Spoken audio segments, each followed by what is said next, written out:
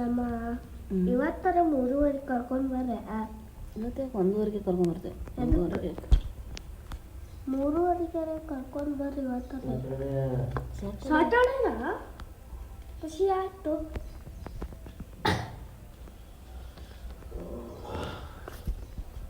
ತಡಿ 1 ನಿಮಿಷ ಆಗಲ್ಲ. ಹೆಂಗಿನ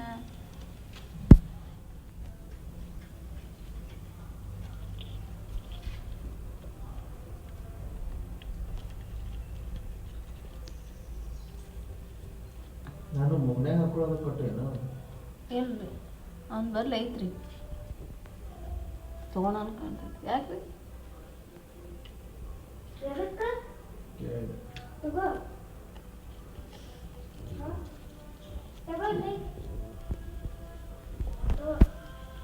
ಆಮೇಲೆ